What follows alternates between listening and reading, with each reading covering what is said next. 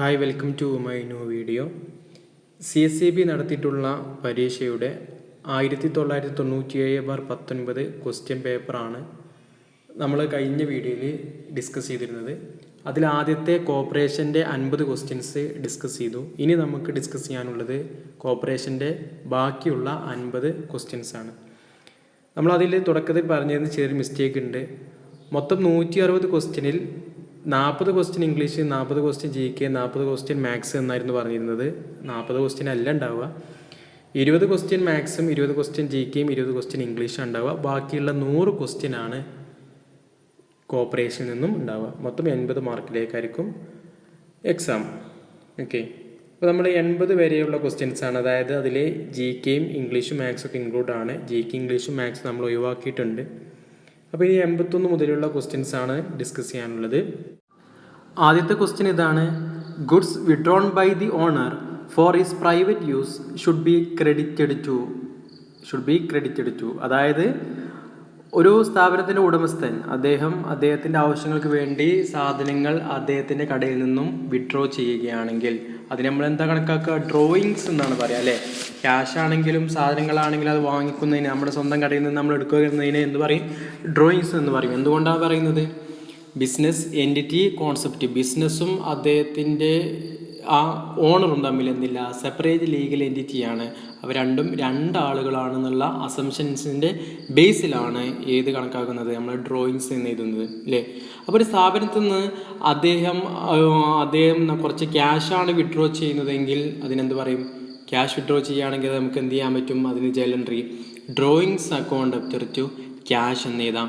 പക്ഷേ ഇവിടെ സാധനങ്ങളാണ് withdrawn by the owner, goods ആണ് വിഡ്രോൺ ചെയ്യുന്നത്. അതുകൊണ്ട് തന്നെ നമ്മളവിടെ കണക്കാക്കേണ്ട എന്താണ്? Drawings account debtor to purchases account ആണ്. എന്താണ്? Purchase account. അതായത് നമ്മൾ കടയിലേക്ക് അല്ലെങ്കിൽ സ്ഥാപനത്തിലേക്ക് വാങ്ങിയിട്ടുള്ള പർച്ചേസിൽ നിന്നും കുറക്കല്ലേ വേണ്ടത്?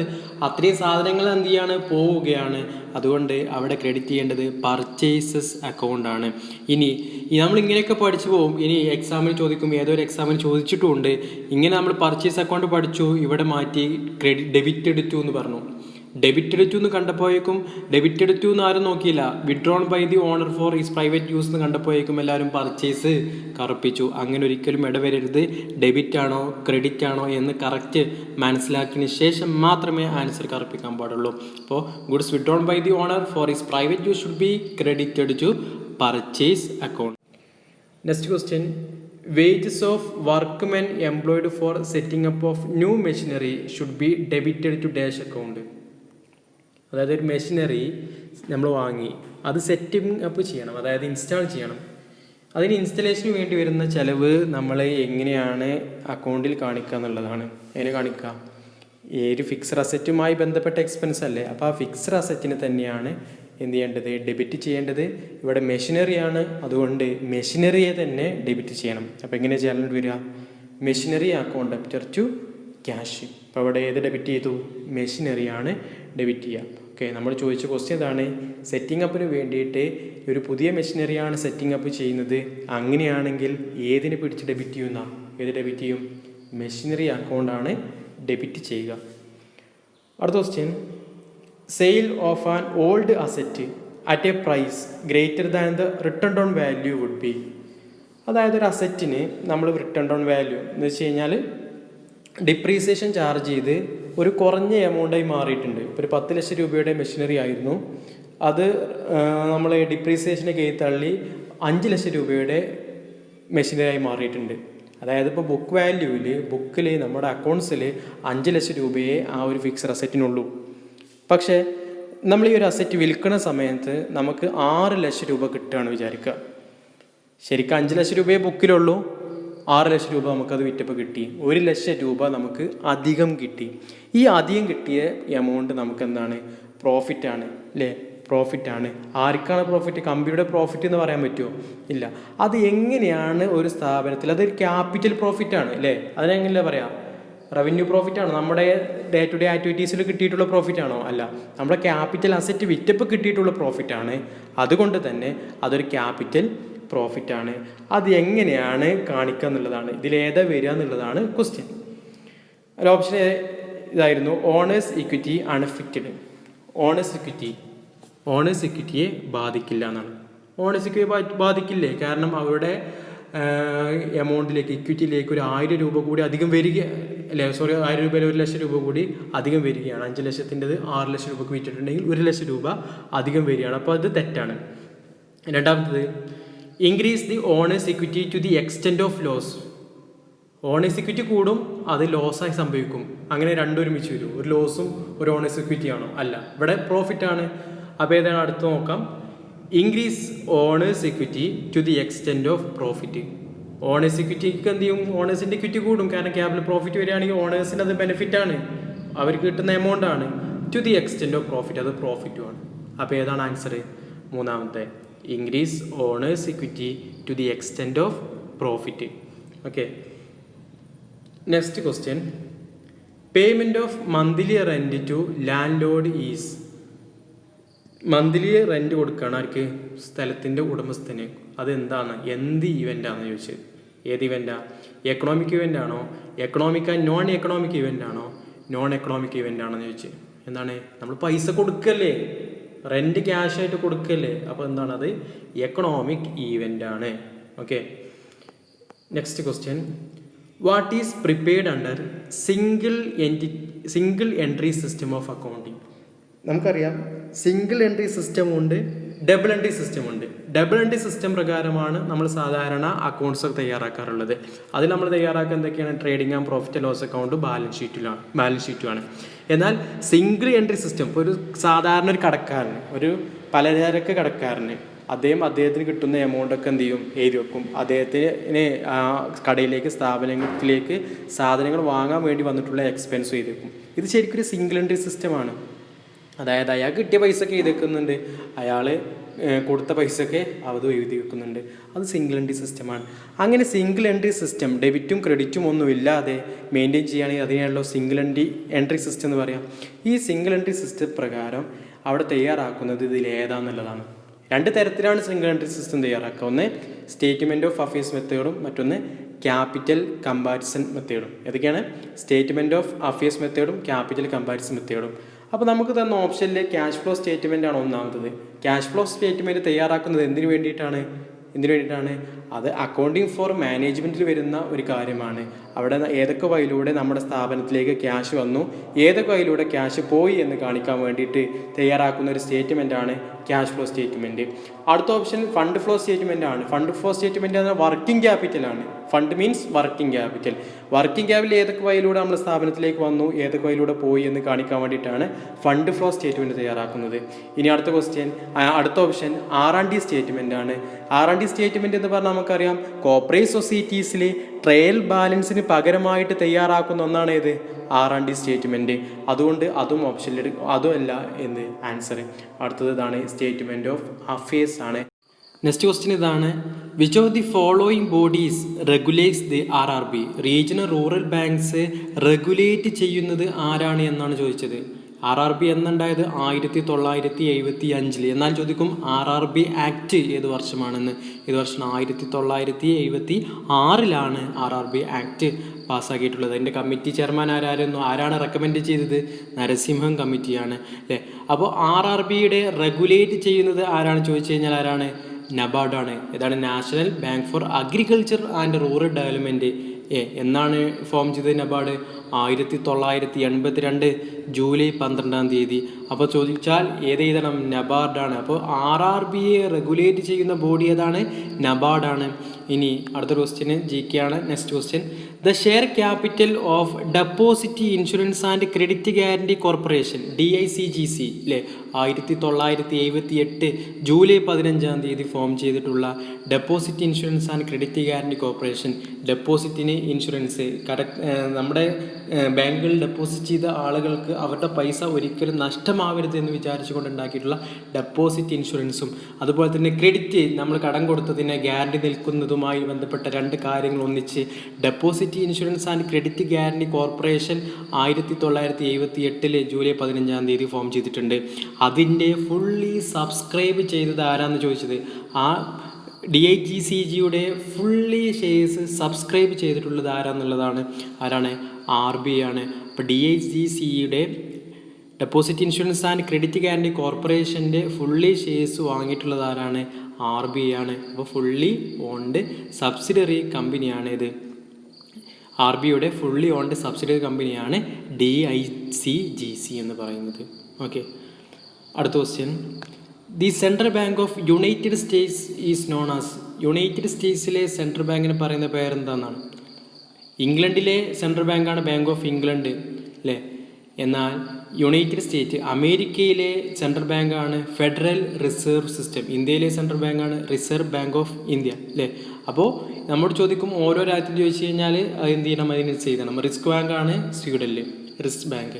അപ്പോൾ ബാങ്ക് ഓഫ് ഇംഗ്ലണ്ടിൽ ബാങ്ക് ഓഫ് ഇംഗ്ലണ്ട് ആണ്. എന്നാൽ US federal reserve system 1913 federal reserve system form ചെയ്തിട്ടുള്ളത്. അടുത്ത question. Dash is the right at which RBI rediscounts eligible bill of commercial banks. കൊമേഴ്ഷ്യൽ ബാങ്ക്സിൻ്റെ എലിജിബിൾ ബിൽസൊക്കെ റീഡിസ്കൗണ്ട് ചെയ്യുന്ന റേറ്റ് ഏതാണെന്നാണ്? ഏതാ റേറ്റ്? ബാങ്ക് റേറ്റ് ആണ്. ഏതാണ്? Bank rate. ഒരുവിധം ഇങ്ങനെയുള്ള ക്വസ്റ്റ്യൻസിൻ്റെയൊക്കെ ആൻസർ ഏതായിരിക്കും? ബാങ്ക് റേറ്റ് ആയിരിക്കും. കൺഫ്യൂസിങ് ആക്കാൻ വേണ്ടി നമുക്ക് റിപ്പോ റേറ്റും റിവേഴ്സ് റിപ്പോ റേറ്റും ഒക്കെ തരും. പക്ഷേ റീഡിസ്കൗണ്ട്സ് എന്ന് കണ്ടു കഴിഞ്ഞാൽ ഏതിൻ്റെ എഴുതണം? ബാങ്ക് റേറ്റ് തന്നെയാണ് ആൻസർ. അടുത്ത question. An inoperative account after dash become unclaimed. എത്ര വർഷം കഴിഞ്ഞാലാണ് ഇൻഓപ്പറേറ്റീവ് അക്കൗണ്ട് അൺക്ലെയിംഡ് ആവുക എന്ന് ചോദിച്ചത്? എപ്പോഴാണ് ഇനോപ്പറേറ്റീവ് അക്കൗണ്ട് ആവുക എന്നറിയണം അല്ലേ? ഒരു വർഷം നമ്മുടെ അക്കൗണ്ട് അങ്ങനെ കിടക്കുകയാണെങ്കിൽ, ഒരു ഓപ്പറേഷൻ ഇല്ലാതെ കിടക്കുകയാണെന്നുണ്ടെങ്കിൽ അതെന്തായി മാറും? ഇനാക്റ്റീവായി മാറും. എന്നാൽ 2 വർഷമാണെങ്കിൽ അതെന്തായി മാറും? ഇനോപ്പറേറ്റീവ് ആവും അല്ലേ? ഇനോപ്പറേറ്റീവ് അക്കൗണ്ട് ആവും. പക്ഷേ അൺക്ലെയിംഡ് ആവണമെങ്കിൽ ആ അക്കൗണ്ട് ഇനോപ്പറേറ്റീവായി 10 വർഷം കഴിയണം. എത്ര വർഷം കഴിയണം? 10 വർഷം കഴിയണം. അതാണ് ഇവിടെ answer. An inoperative account after 10 years become unclaimed. അപ്പോൾ ഇനാക്റ്റീവ് ആവണമെങ്കിൽ 1 വർഷം മതി. 1 വർഷം നമ്മളൊരു ബാങ്കിൽ ഒരു ട്രാൻസാക്ഷൻ നടത്തിയിട്ടില്ല എന്നുണ്ടെങ്കിൽ നമ്മുടെ അക്കൗണ്ട് ഇനാക്റ്റീവ് ആവും. 2 വർഷം ട്രാൻസാക്ഷൻ നടത്തിയിട്ടില്ലെങ്കിൽ ഇനോപ്പറേറ്റീവ് ആവും. 10 വർഷം ട്രാൻസാക്ഷൻ നടത്തിയിട്ടില്ലെങ്കിൽ എന്തായി മാറും? അത് നമുക്ക് അൺക്ലെയിംഡ്. പിന്നെ നമ്മൾ അവിടെ ഒന്നും ക്ലെയിം ചെയ്യാൻ പറ്റാത്ത ഒരവസ്ഥയായി മാറും. അടുത്ത ക്വസ്റ്റ്യൻ.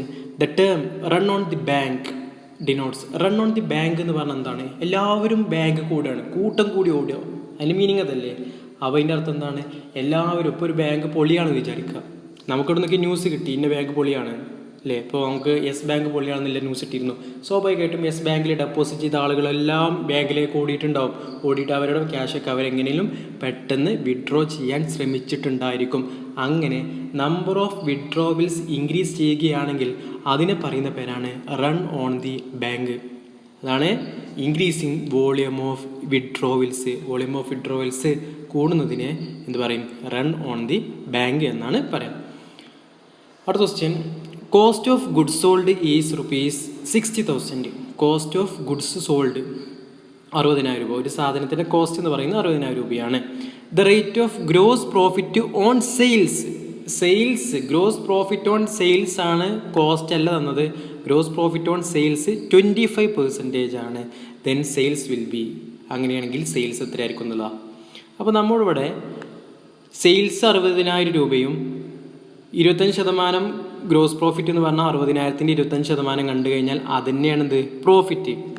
പക്ഷെ ഇവിടെ അങ്ങനെയല്ല തന്നത്. കോസ്റ്റ് 60,000 രൂപയും തന്നു. ഗ്രോസ് പ്രോഫിറ്റ് ഓൺ സെയിൽസ് കോസ്റ്റിൻ്റെ മുകളിലുള്ളതല്ല തന്നത്. സെയിൽസിൻ്റെ 25%, കോസ്റ്റിൻ്റെ 25% അല്ല, സെയിൽസിൻ്റെ 25% എന്നാണ് പറഞ്ഞത്. അങ്ങനെയാണെങ്കിൽ നമ്മൾ ഈ 25%ത്തെ കോസ്റ്റിൻ്റെ എത്ര ശതമാനമാണ് എന്ന് കൺവേർട്ട് ചെയ്യണം. ഓക്കെ, അപ്പോൾ 25% എന്തിൻ്റെയാണ്? സെയിൽസിൻ്റെ ആണ്. പ്രോഫിറ്റ് ഓൺ സെയിൽസ് ആണ്. അതിനെ കോസ്റ്റിലേക്ക് കൺവേർട്ട് ചെയ്യണം. കൺവേർട്ട് ചെയ്യാൻ വേണ്ടി ചെയ്യേണ്ടത് എന്താണ്? 25 ഡിവൈഡഡ് ബൈ 100 മൈനസ് 25 ഇൻറ്റു 100. ഒന്നുകൂടി പറയാം. 25 ഡിവൈഡഡ് ബൈ 100 മൈനസ് 25 ഇൻറ്റു 100 ചെയ്ത് കഴിഞ്ഞാൽ നമുക്കൊരു പെർസെൻറ്റേജ് കിട്ടും. എങ്ങനെ കിട്ടുക? 33.33 എന്ന് കിട്ടും. അപ്പോൾ 25% ഓൺ സെയിൽസ് എന്ന് പറഞ്ഞു കഴിഞ്ഞാൽ 33.33% ഓൺ കോസ്റ്റ് എന്നാണ് അർത്ഥം. ഓൺ കോസ്റ്റ് എന്നാണ് അർത്ഥം. ഓക്കെ, അപ്പോൾ 25/75 ഇൻറ്റു 100 ചെയ്ത് കഴിഞ്ഞാൽ 33.333% കിട്ടും. അതാണ് എന്ത്? കോസ്റ്റിൻ്റെ പ്രോഫിറ്റ്. അപ്പോൾ ഈ 60,000 രൂപയുടെ 33.333 കാണുമ്പോൾ നമുക്ക് എത്ര കിട്ടും? 20,000 രൂപ കിട്ടും അല്ലേ? ആ 20,000 രൂപയും ഈ കോസ്റ്റും കൂട്ടിക്കഴിഞ്ഞാൽ, ഇത് കോസ്റ്റ് 60,000 രൂപ, 20,000 രൂപ പ്രോഫിറ്റ്, അത് രണ്ടും കൂട്ടിക്കഴിഞ്ഞാൽ എത്ര രൂപ കിട്ടും? 80,000 രൂപ കിട്ടും. അതല്ലേ സെയിൽസ്? നമ്മോട് ചോദിച്ചെന്താണ്? Then sales will be 80,000. നമ്മോട് ഗ്രോസ് പ്രോഫിറ്റ് എത്രയെന്ന് ചോദിച്ചിരുന്നെങ്കിൽ എത്രയാണ്?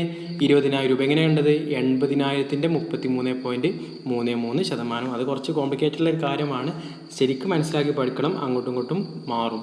നമ്മൾ 1/3, അതായത് ഇവിടെ 25/125 എടുക്കാൻ പാടില്ല. അതെടുക്കുന്ന സാഹചര്യം എന്ന് പറഞ്ഞാൽ നമുക്ക് കോസ്റ്റിൻ്റെ തരുകയും സെയിൽസിനെ കാണുകയും ചെയ്യുകയാണെങ്കിൽ 25/125 കാണേണ്ടത്. ഇവിടെ അങ്ങനെയല്ല, ഇവിടെ 25/75 കാണേണ്ടത്. ഓക്കെ, നെക്സ്റ്റ് ക്വസ്റ്റ്യൻ ഇതാണ്. Which among the following is not an example of subsidiary book? ഇതിലേതോ ഒന്ന് സബ്സിഡിയറി ബുക്ക് അല്ല. നമുക്ക് ഓപ്ഷൻസ് നോക്കാം. ക്യാഷ് ബുക്ക് ഒരു സബ്സിഡിയറി ബുക്കാണ്. പർച്ചേസ് ബുക്ക് സബ്സിഡിയറി ബുക്കാണ് അല്ലേ? Cash book, purchase book subsidiary ബുക്കാണ്. സെയിൽസ് ബുക്ക് ഒരു സബ്സിഡിയറി ബുക്കാണ്. പാസ് ബുക്ക് ഒരു സബ്സിഡിയറി ബുക്ക് അല്ല അല്ലേ? അത് നമ്മുടെ ബാങ്കിൽ ട്രാൻസാക്ഷൻസ് നമ്മൾ നടത്തുന്ന ട്രാൻസാക്ഷൻസൊക്കെ റെക്കോർഡ് ചെയ്യുന്നൊരു ബുക്കാണ്. അതാരാ കീപ്പ് ചെയ്യുക? കസ്റ്റമറാണ് കീപ്പ് ചെയ്യുക. അടുത്ത question. Standard prescribed for ideal quick ratio. Quick റേഷ്യോൻ്റെ സ്റ്റാൻഡേർഡ് വെച്ച്, ക്വിക്ക് റേഷ്യോൻ്റെ മറ്റൊരു പേരാണ് ലിക്വിഡ് റേഷ്യോ, അതല്ലെങ്കിൽ acid test ratio. Acid test ratio, quick ratio, liquid ratio. ഇവിടെ സ്റ്റാൻഡേർഡാണ് ചോദിച്ചത്.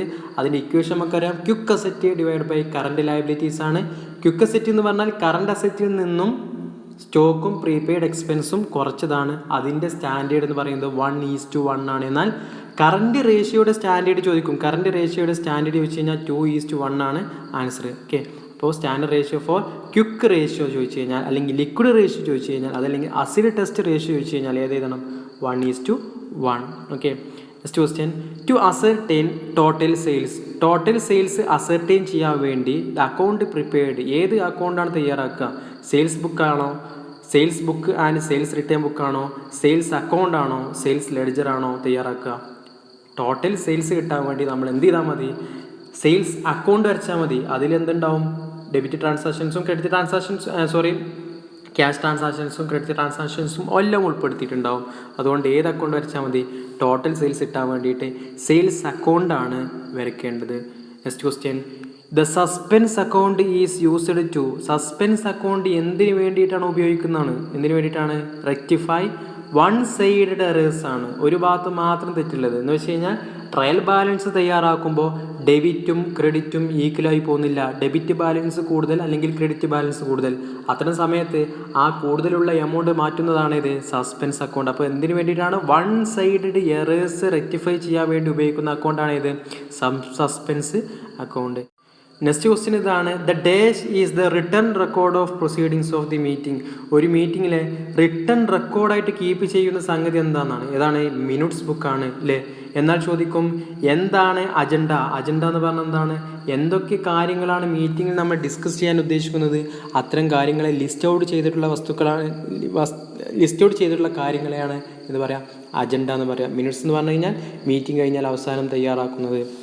അടുത്ത ക്വസ്റ്റ്യൻ ഇതാണ്. The chief executive of cooperative society. Cooperative സൊസൈറ്റിയുടെ ചീഫ് എക്സിക്യൂട്ടീവ് ആരാണ്? കേരളത്തിൽ മൊത്തത്തിലുള്ള കോപ്പറേറ്റീവിൻ്റെ ഹെഡ് എന്ന് പറയുന്നത് രജിസ്ട്രാറാണ്. Administrative head പ്രസിഡൻ്റാണ്. എന്നാൽ ചീഫ് എക്സിക്യൂട്ടീവ് എന്ന് ചോദിച്ചു കഴിഞ്ഞാൽ ആരാണ്? സെക്രട്ടറിയാണ്. ഇനിയോ ഒരു ഫാമിംഗ് സൊസൈറ്റി ആണെങ്കിൽ അതിൻ്റെ ചീഫ് എക്സിക്യൂട്ടീവ് ആരായിരിക്കും? മാനേജിങ് ഡയറക്ടർ ആയിരിക്കും. സെക്രട്ടറിക്ക് പകരം അവിടെ ആരായിരിക്കും? മാനേജിങ് ഡയറക്ടർ ആയിരിക്കും. എന്നാൽ അഡ്മിനിസ്ട്രേറ്റീവ് ഹെഡ് ആലോചിച്ച് കഴിഞ്ഞാൽ ആരാണ്? പ്രസിഡൻ്റാണ്. എലക്റ്റഡ് മെമ്പറാണ് ആര്? പ്രസിഡൻ്റ് ഉണ്ടാവുക. അടുത്ത question. The president and office bearers of the society are to be elected with. പ്രസിഡന്റിനെയും ഓഫീസ് ബിയേഴ്സിന്, അതായത് വൈസ് പ്രസിഡന്റ് ബാക്കിയുള്ള ഓഫീസ് ബിയേഴ്സിനൊക്കെ എലക്റ്റ് ചെയ്യുന്നത് എലക്ഷൻ കഴിഞ്ഞ് എത്ര ദിവസത്തിനുള്ളിലാണെന്നാണ് ക്വസ്റ്റ്യൻ.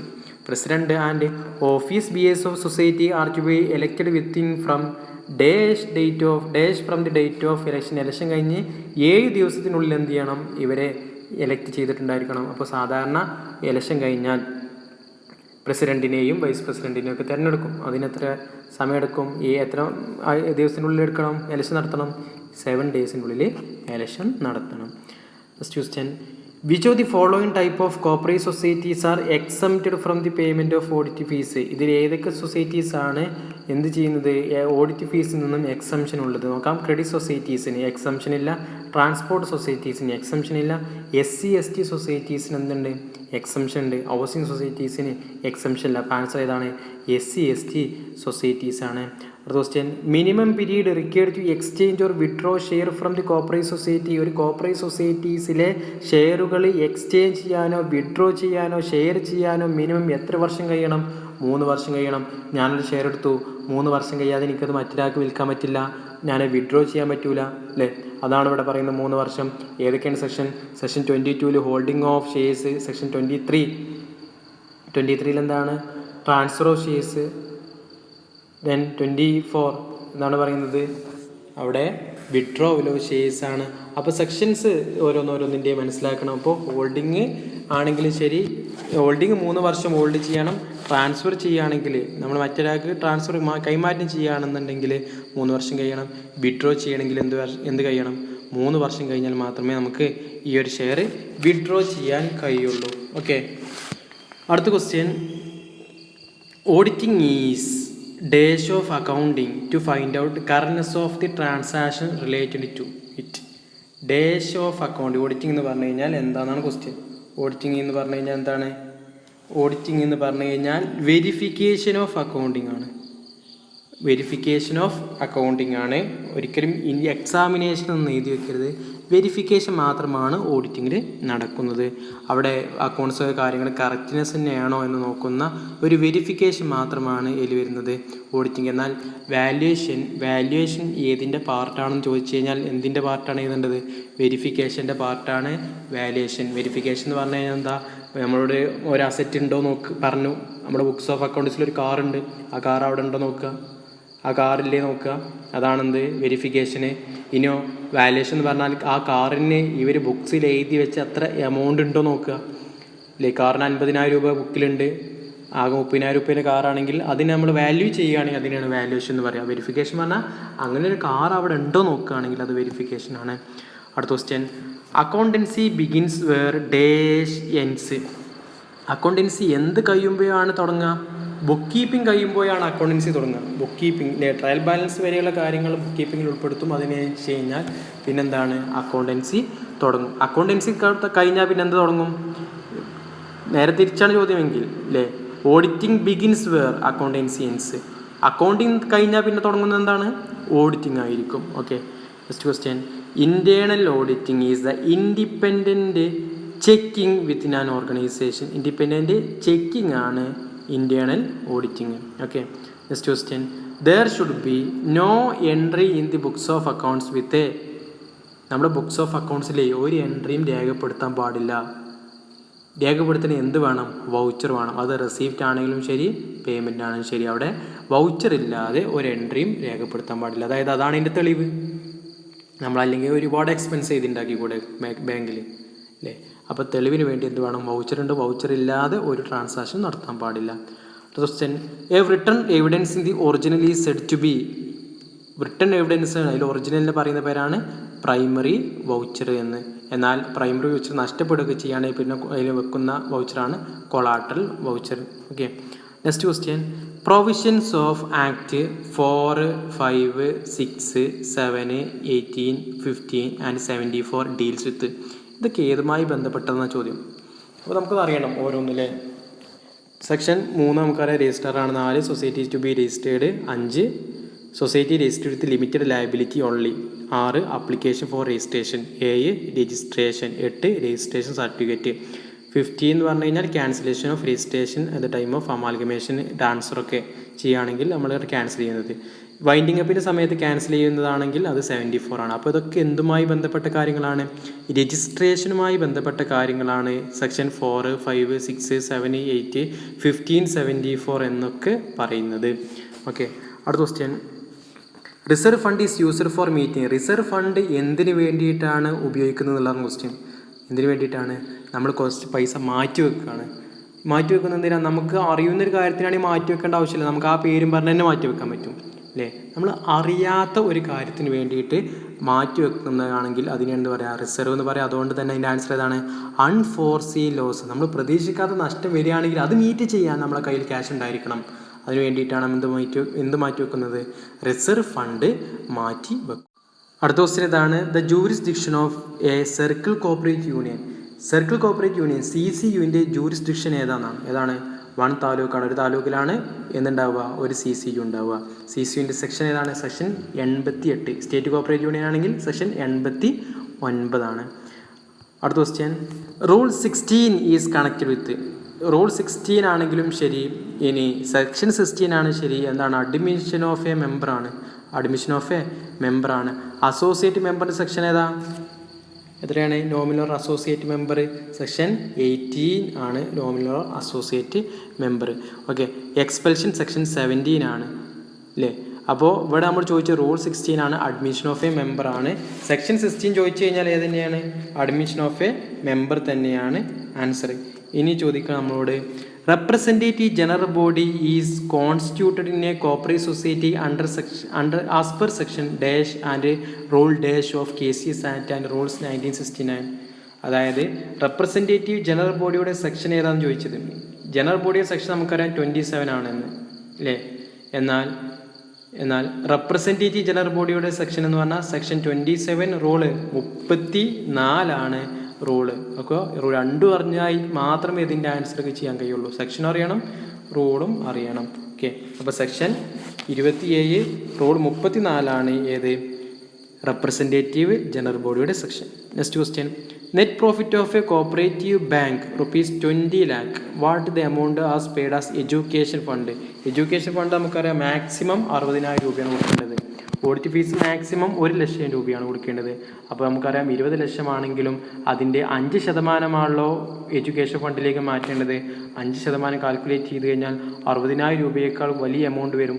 അതുകൊണ്ട് തന്നെ എത്ര രൂപയാണ് ഇവിടെ മാക്സിമം അടയ്ക്കേണ്ടത്? 60,000 രൂപയാണ് നമ്മൾ മാക്സിമം എഡ്യൂക്കേഷൻ ഫണ്ട് അടയ്ക്കേണ്ടത്. അടുത്ത question. The main object of audit is to. ഓഡിറ്റിൻ്റെ മെയിൻ ഒബ്ജക്റ്റ് എന്താണെന്നാണ് ക്വസ്റ്റ്യൻ. എന്താണ്? ഒന്നാമത്തത് ഓപ്ഷൻ എന്താണ്? Certify correctness of financial statements correct ആണെന്ന് നോക്കുക. മറ്റൊന്ന് to detect errors and frauds കണ്ടെത്തുക. To prevent errors and fraud. All of these. ഇതിങ്ങനെ നോക്കുകയാണെങ്കിൽ എല്ലാം ശരിയാണ്. പക്ഷെ നമ്മൾ ചോദിച്ചു മെയിൻ ഒബ്ജക്റ്റ് ഓഫ് ഓഡിറ്റ് ആണ്. ഏതെങ്കിലും ഒക്കെ പോരാ, മെയിൻ ഒബ്ജക്റ്റ് ആണ് ചോദിച്ചത്. അപ്പോൾ ഏതാണ് main object? Certify correctness of financial statements ഒക്കെ കറക്റ്റ് തന്നെയല്ലേ നോക്കുക. അടുത്ത question. Which of the following not a technical error. ഇതിൽ ഏതാണ് ടെക്നിക്കൽ എറർ അല്ലാത്തത്? നമുക്കറിയാം എറേഴ്സിന് രണ്ടായിട്ട് തരംതിരിക്കാൻ പറ്റും. ഒന്ന് ടെക്നിക്കൽ എററും മറ്റൊന്ന് എറർ ഓഫ് പ്രിൻസിപ്പിളും. അപ്പോൾ ഇതിൽ എറർ ഓഫ് പ്രിൻസിപ്പിൾ ഉണ്ട്. അപ്പോൾ അതേതല്ല, ടെക്നിക്കൽ എറർ അല്ല. ടെക്നിക്കൽ എററിൽ വരുന്നതാണ് ഇത് എറർ ഓഫ് കമ്മീഷന്, എറർ ഓഫ് പാർഷ്യൽ ഒമിഷന്, കോമ്പൻസേറ്റിംഗ് എറേഴ്സ് ഒക്കെ നമുക്ക് വരുന്ന അല്ലെങ്കിൽ ടെക്നിക്കലി വരുന്ന മിസ്റ്റേക്കാണ്. പക്ഷേ എറർ ഓഫ് പ്രിൻസിപ്പിൾസ് എന്ന് പറഞ്ഞാൽ നമുക്ക് അക്കൗണ്ടിങ്ങിൻ്റെ തിയറീസും അതുപോലെ പ്രിൻസിപ്പിൾസും ഒന്നും അറിയില്ല. അതുകൊണ്ട് വരുന്ന മിസ്റ്റേക്കുകളാണ് ഇത് error of principle. Next question. Goods purchased from Jagan for ₹5,000 is credited to sales account ₹5,000. അതായത് ഗുഡ്സ് പർച്ചേസ് ചെയ്തത് നമ്മൾ എന്ത് ചെയ്തു? സെയിൽസ് അക്കൗണ്ടായിട്ട് ക്രെഡിറ്റ് ചെയ്തു. It is an error of. എന്തുകൊണ്ടാണ് സംഭവിച്ചത്? നമ്മൾ ഡെബിറ്റ് ചെയ്യേണ്ട സാധനം ക്രെഡിറ്റ് ചെയ്തല്ലേ. Goods purchase Jagan for rupees credited to sales account. Purchase account ചെയ്യുന്നതിന് പകരം സെയിൽസ് അക്കൗണ്ട് ചെയ്തു. അതെന്താണ്? എറർ ഓഫ് കമ്മീഷനാണ്, മിസ്റ്റേക്ക് സംഭവിച്ചതാണ്. അവിടെ ഇതിനൊന്നും തെറ്റില്ല. അവിടെ ഒരുപക്ഷെ നമുക്ക് പ്രിൻസിപ്പിൾസ് അറിയാനാണെങ്കിൽ അതെന്തായി മാറുമായിരുന്നു? എറർ ഓഫ് പ്രിൻസിപ്പിൾ ആകുമായിരുന്നു. എന്നാൽ ട്രയൽ ബാലൻസ് രണ്ടും ഈക്വലായിട്ട് പോവുകയായിരുന്നു എങ്കിൽ അതിനെന്താകും? കോമ്പൻസേറ്റിംഗ് എറർ ആവും. കാരണം ഒരു മിസ്റ്റേക്ക് മറ്റൊരു മിസ്റ്റേക്ക് കൊണ്ട് എന്ത് ചെയ്യുക? അഡ്ജസ്റ്റ് ചെയ്ത് പോവുകയാണെങ്കിൽ അതിന് കോമ്പൻസേറ്റിംഗ് എറർ എന്നാണ് പറയാം. അപ്പോൾ പർച്ചേസ് ചെയ്തത് സെയിലായി കണക്കാക്കിയെങ്കിൽ അതിനെന്ത് പറയും? എറർ ഓഫ് കമ്മീഷൻ ആണെന്നാണ് പറയുന്നത്. Next question. One of the basic principle of auditor ഈ മസ്റ്റ് ബി. ഓഡിറ്റർ എന്തായിരിക്കണം? ഓണസ്റ്റ് പേഴ്സൺ ആയിരിക്കണം. അത് വേണം അല്ലേ? സിൻസിയർ ഇൻ ഹിസ് വർക്ക്, അതെല്ലാവർക്കും വേണം. ആൻഡ് ഇൻഡിപെൻഡൻറ്റ് ഔട്ട്സൈഡർ, ഈ സ്ഥാപനത്തിന് പുറത്തുനിന്നുള്ള ആളായിരിക്കണം. അതിനുള്ളിലുള്ള ഒരാൾ തന്നെ എന്ത് ചെയ്യാൻ പറ്റില്ല? ഓഡിറ്റ് നടത്താൻ പറ്റില്ല. Next question. The transfer of interest in an immovable property by a person to banking institution for securing a loan. Immovable property വെച്ചുകൊണ്ട് നമ്മൾ ലോൺ എടുക്കുകയാണ്. ഇമ്മൂവബിൾ പ്രോപ്പർട്ടി പറഞ്ഞാൽ എന്താ? നീക്കം ചെയ്യാൻ കഴിയാത്ത പ്രോപ്പർട്ടി, വീട് അല്ലെങ്കിൽ സ്ഥലം ഒക്കെ വെച്ചിട്ട് ലോൺ എടുക്കുകയാണെങ്കിൽ അതിനെ പറയുന്ന പേരെന്താണ്? മോർട്ടഗേജ്. ഇനി മൂവ് ചെയ്യാൻ പറ്റുന്നതാണെങ്കിൽ, മൂവബിൾ ആണെങ്കിൽ ഹൈപ്പോത്തിക്കേഷൻ. വാഹനങ്ങളൊക്കെ നമ്മൾ എന്ത് ചെയ്യുന്നുണ്ട്? ലോൺ എടുക്കുന്നുണ്ട്. അതൊക്കെ എന്താണ്? ഹൈപ്പോത്തിക്കേഷൻ ആണ്. സാധനങ്ങൾ അവർക്ക് കൊണ്ടുപോയി കൊടുത്തിട്ട് എടുക്കുന്നതാണ്. ഇപ്പോൾ സ്വർണം വെക്കുന്നതൊക്കെ എന്താണ്? പ്ലെഡ്ജാണ്. ലീൻ എന്ന് പറഞ്ഞു കഴിഞ്ഞാൽ അവർക്ക് നമ്മുടെ സാധനങ്ങൾ പിടിച്ചു വെക്കുന്ന, നമ്മൾ പൈസ അടച്ചിട്ടില്ല എന്നുണ്ടെങ്കിൽ പിടിച്ചു വെക്കുന്നതിന് ലീൻ എന്ന് പറയും. അപ്പോൾ ഇവിടെ ഇമ്മൂവബിൾ പ്രോപ്പർട്ടിയാണ് ക്വസ്റ്റ്യൻ. അതിൻ്റെ ആൻസർ ഏതാണ്? മോർട്ടഗേജ് ആണ്. Next question. No banker shall open an account in the name of. ആരുടെ പേരിലാണ് അക്കൗണ്ട് തുടങ്ങാത്തത്? മൈനറുടെ പേരിൽ അക്കൗണ്ട് തുടങ്ങാൻ പറ്റും അല്ലേ? 10 വർഷം ആയിക്കഴിഞ്ഞാൽ ഓപ്പൺ ആൻഡ് ഓപ്പറേറ്റ് അക്കൗണ്ട് തന്നെ തുടങ്ങാം ഒരു കുട്ടിക്ക്, മൈനറായ കുട്ടിക്ക്. ഓപ്പൺ ആൻഡ് ഓപ്പറേറ്റ് തന്നെ 10 വയസ്സായാൽ മതി. പക്ഷേ അതിനുള്ള താഴെ ആക്കും എന്ത് ചെയ്യാം? അദ്ദേഹത്തിന് ആ കുട്ടിയുടെ പാരൻറ്റിൻ്റെ പേരിലോ അല്ലെങ്കിൽ പാരൻറ്റിൻ്റെ ഓപ്പൺ ചെയ്യാം, ഓപ്പറേറ്റ് ചെയ്യാൻ പാരൻറ്റിനെ കൊണ്ടുള്ളതും പറ്റും. മാരീഡ് വുമൺ എന്താ അവർക്ക് അക്കൗണ്ട് തുടങ്ങിക്കൂടെ? ഡ്രങ്കേഡ് വെള്ളടിക്കുന്ന മദ്യപിക്കുന്ന ആളാണ്, അവർക്കും അക്കൗണ്ട് തുടങ്ങാം. ഇൻസോൾവെൻ്റ് പാപ്പരായ ഒരാൾക്ക് എന്ത് ചെയ്യാൻ പറ്റില്ല? അക്കൗണ്ട് തുടങ്ങാൻ പറ്റില്ല, ബാങ്ക് അതിന് സമ്മതിക്കില്ല. Next one. Dash is an indirect payment system. Indirect അതായത് ഡയറക്റ്റ് ഒരാളെ കയ്യിൽ ക്യാഷ് കൊടുക്കല്ല. ഇതിൽ ഏതൊക്കെ ഡയറക്റ്റായിട്ട് ക്യാഷ് കൊടുക്കാത്തുന്ന? Interactive kiosk, MICR clearing, magnetic ink, character recognition. MICRും ഇപ്പോൾ അതിൻ്റെ നെഫ്റ്റൊക്കെ നിങ്ങൾ പഠിച്ചിട്ടുണ്ടാവും. ECS electronic clearing service. All of the above എല്ലാം എന്താണ്? ഇൻഡയറക്റ്റ് ആണ്, ഡയറക്റ്റായിട്ട് പൈസ കൊടുക്കുന്നതല്ല. അടുത്തത്. Dash provides power set continuously in a core banking solution. Core banking system. ഒരു കോർ ബാങ്കിങ് സിസ്റ്റത്തിന് പവർ സപ്ലൈ ചെയ്യുന്നത് എന്താണ്? DG സെറ്റാണ്. എന്താണ് കോർ ബാങ്കിങ് സിസ്റ്റം എന്ന് പറഞ്ഞാൽ? നമ്മൾ ഒരു ബാങ്കിൽ കുറച്ച് പൈസ ഇട്ടു, അപ്പം തന്നെ നമ്മൾ അക്കൗണ്ടിൽ എന്ത് ചെയ്യുന്നുണ്ട്? പൈസ വരുന്നുണ്ട് അല്ലേ? അത് നമ്മൾ വേറെ ഏതെങ്കിലും ബാങ്ക് പോയിട്ട്, വേറെ ഏതെങ്കിലും ATM പോയിട്ട് എടുത്താലും നമുക്ക് ആ പൈസ കിട്ടുന്നുണ്ട്. എന്തുകൊണ്ടാണ്? എല്ലാ ബാങ്കുകളും പരസ്പരം എന്തുണ്ട്? ഒരു ഇൻ്റർ റിലേഷൻഷിപ്പ് ഉണ്ട്, അവർ തമ്മിലൊരു കണക്ഷൻ ഉണ്ട്. അതാണ് centralised online real time exchange ആണ് കോറിൻ്റെ full form. Centralised online real time exchange core bank system. അവർക്ക് വൈദ്യുതി പ്രൊവൈഡ് ചെയ്യുന്നത് DG സെറ്റാണ്. Next question. Dash is the organisation form of NCDC. NCDC എങ്ങനെ ഓർഗനൈസ് ചെയ്തതാണ്? ആരെങ്കിലും അതൊരു വ്യക്തി ഉണ്ടാക്കിയതാണോ അതോ ആക്ട് പാസ്സാക്കി ഉണ്ടാക്കിയതാണോ? ഏതാണ്? നമുക്കറിയാം ആക്ട് പാസ്സാക്കി അല്ലേ? NCDC 1963 ഉണ്ടാക്കിയിട്ടുള്ളതെങ്കിലും NCDC ആക്ട് 1962 അപ്പോൾ ആക്ട് പാസ്സാക്കിയിട്ട് തന്നെ അതെന്തായിരിക്കും? സ്റ്റാറ്റ്യൂട്ടറി കോർപ്പറേഷനാണ്. ഏത് ആക്ട് പാസ്സാക്കി ഉണ്ടാക്കിയിട്ടുള്ള സ്ഥാപനം എന്താണ്? സ്റ്റാറ്റ്യൂട്ടറി കോർപ്പറേഷൻ ആയിരിക്കും. First. Dash ensures distributive justice. Distributive justice അതാണ് ഈക്വിറ്റി, സമത്വം. ഡിസ്ട്രിബ്യൂട്ടീവ് ജസ്റ്റിസ് ആണ്. ഇത് ഈക്വാലിറ്റി എന്ന് പറഞ്ഞാൽ എല്ലാവർക്കും ഒരേപോലെ കൊടുക്കുക. 50 രൂപ ഉണ്ട്, 5 പേർക്ക് വീതിക്കണമെങ്കിൽ 10 രൂപ വീതം കൊടുക്കുകയാണെങ്കിൽ അതെന്താണ്? ഈക്വാലിറ്റി. എല്ലാവരും നമ്മൾ ഒരേപോലെ പരിഗണിച്ചു. ഇക്വിറ്റി എന്ന് പറഞ്ഞാൽ ഒരാളുടെ കയ്യിൽ 8 രൂപ ഉണ്ട്, ഒരാളുടെ കയ്യിൽ ഒന്നുമില്ല. അങ്ങനെയാണെങ്കിൽ ആ 8 രൂപ എല്ലാക്ക് എന്ത് ചെയ്യുക? 2 രൂപ കൊടുക്കുക. ഒന്നുമില്ലാത്ത ആൾക്ക് 10 രൂപ കൊടുക്കുക. അപ്പോൾ രണ്ടാളും 10 രൂപയായില്ലേ? അങ്ങനെ കൊടുക്കുകയാണെങ്കിൽ അതാണ് ഇക്വിറ്റി. അതാണിത് ഇക്വിറ്റിയും ഈക്വാലിറ്റിയും തമ്മിലുള്ള ഡിഫറൻസ്. ഈക്വാലിറ്റി എന്ന് പറഞ്ഞാൽ എല്ലാവർക്കും ഒരേപോലെ കൊടുക്കുക. ഇക്വിറ്റി എന്ന് പറഞ്ഞാൽ ഇല്ലാത്തവന് കൂടുതൽ കൊടുക്കുക, ഇല്ലാവൻ്റെ അടുത്തേക്ക് എത്തിക്കാൻ വേണ്ടി കാര്യങ്ങൾ ചെയ്യും. Okay. Next one. First moshav ovdim established 1921. അത് അങ്ങനെ തന്നെ കാണാപ്പാടം പഠിക്കുക. First moshav ovdim 1921. There are dash elected members in the managing committee of Kerala State Cooperative Union. 1970 ഉണ്ടായിട്ടുള്ള സ്റ്റേറ്റ് കോപ്പറേറ്റീവ് യൂണിയൻ അതിലെത്ര എലക്റ്റഡ് മെമ്പേഴ്സ് ഉണ്ട് എന്നാണ് ക്വസ്റ്റ്യൻ. എത്രയാണ്?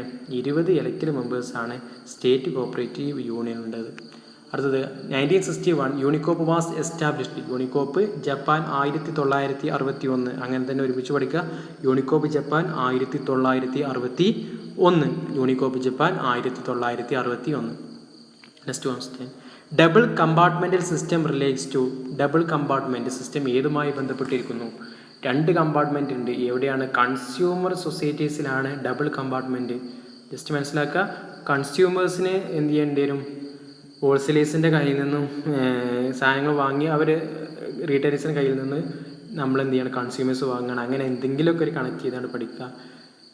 ഡബിൾ കമ്പാർട്ട്മെൻറ്റ് എന്ന് പറഞ്ഞാൽ കൺസ്യൂമർ സൊസൈറ്റിയാണ്. അത് മതി നമുക്ക്. 2 കമ്പാർട്ട്മെൻറ്റ് ഉണ്ട്, അത് കൺസ്യൂമർ സൊസൈറ്റീസാണ് മനസ്സിലാക്കുക. അടുത്തത് Kerala cooperative milk market federation, Milma അല്ലേ. കേരള കോപ്പറേറ്റീവ് മിൽക്ക് മാർക്കറ്റ് ഫെഡറേഷൻ്റെ സ്ലോഗൻ അല്ലെങ്കിൽ ചെറിയ വേർഡാണ് എന്ത്, മിൽമ എന്ന് പറയുന്നത്. അത് എവിടെയാണ്? തിരുവനന്തപുരത്താണ് അതിൻ്റെ ഹെഡ് ഓഫീസ്. അമ്പലത്തറയിലാണ്. ഏത് വർഷം? 1980 ഏപ്രിലാണ് ഏതുണ്ടാക്കിയിട്ടുള്ളത്?